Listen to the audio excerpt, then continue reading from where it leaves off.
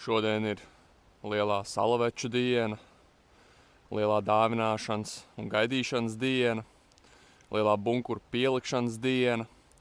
Bet kas tad tā būtu par dienu, ja netiktu izņemt tad kārtīgi augstā pelda?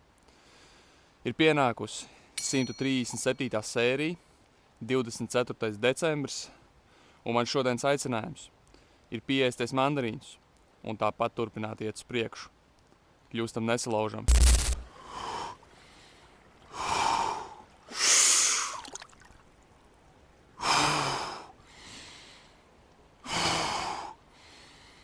Tu savā dzīvē esi izgājis cauri vairāk grūtiem brīžiem, nekā tev gribētos atzīt, bet tu joprojām esi šeit.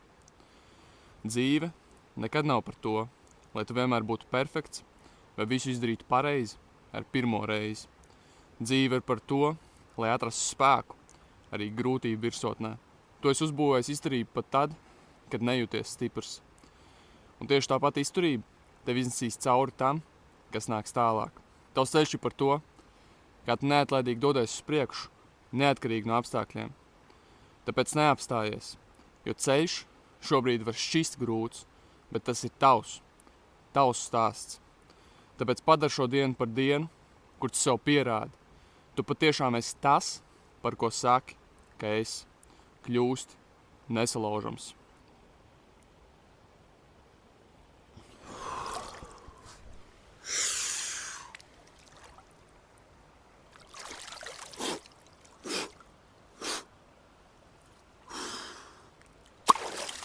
Sāc šodien!